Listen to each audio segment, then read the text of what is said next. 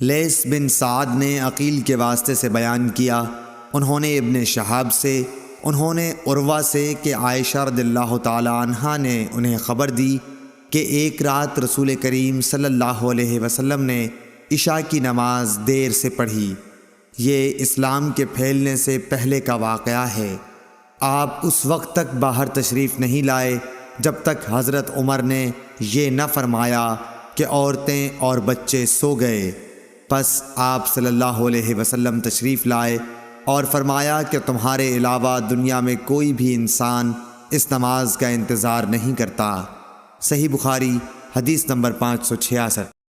ابو بردہ نے حضرت ابو موسیٰ اشعری رضی اللہ تعالی عنہ سے روایت کیا ہے، آپ نے فرمایا کہ میں نے اپنے ان ساتھیوں کے ساتھ جو کشتی میں میرے ساتھ حبشہ سے آئے تھے بقیع بطحان میں قیام کیا۔ اس وقت نبی صلی اللہ علیہ وسلم مدینہ میں تشریف رکھتے تھے۔ ہم میں سے کوئی نہ کوئی عشاء کی نماز میں روزانہ باری مقرر کر کے نبی کریم صلی اللہ علیہ وسلم کی خدمت میں حاضر ہوا کرتا تھا۔ اتفاق سے میں اور میرے ایک ساتھی ایک مرتبہ آپ کی خدمت میں حاضر ہوئے۔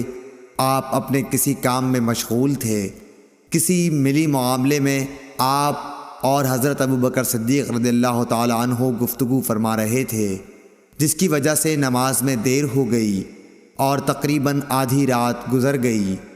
پھر نبی کریم صلی اللہ علیہ وسلم تشریف لائے اور نماز پڑھائی۔ نماز پوری کر چکے تو حاضرین سے فرمایا کہ اپنی اپنی جگہ پر وقار کے ساتھ بیٹھے رہو اور ایک خوشخبری سنو، تمہارے سوا دنیا میں کوئی بھی ایسا آدمی نہیں جو اس وقت نماز پڑھتا ہو، یا آپ نے یہ فرمایا کہ تمہارے سوا اس وقت کسی امت نے بھی نماز نہیں پڑھی تھی۔ یہ یقین نہیں کہ آپ نے ان دو جملوں میں سے کون سا جملہ کہا تھا۔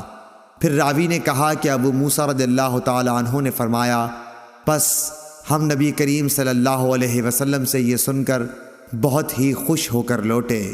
صحیح بخاری حدیث نمبر 567۔ ابو برزہ اسلمی رضی اللہ تعالی عنہ سے روایت ہے کہ رسول اللہ صلی اللہ علیہ وسلم عشاء سے پہلے سونے اور اس کے بعد بات چیت کرنے کو ناپسند فرماتے تھے۔ صحیح بخاری حدیث نمبر 568۔ ابن شہاب نے عروہ سے خبر دی کہ حضرت عائشہ رضی اللہ تعالی عنہا نے بتلایا کہ رسول اللہ صلی اللہ علیہ وسلم نے ایک دفعہ عشاء کی نماز میں دیر فرمائی، یہاں تک کہ عمر رضی اللہ تعالی عنہ نے پکارا، نماز، عورتیں اور بچے سب سو گئے۔ تب آپ صلی اللہ علیہ وسلم گھر سے باہر تشریف لائے۔ آپ نے فرمایا کہ روئے زمین پر تمہارے علاوہ اور کوئی اس نماز کا انتظار نہیں کرتا۔ راوی نے کہا، اس وقت یہ نماز باجماعت مدینے کے سوا اور کہیں نہیں پڑھی جاتی تھی۔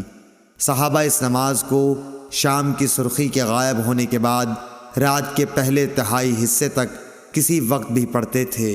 صحیح بخاری حدیث نمبر 569۔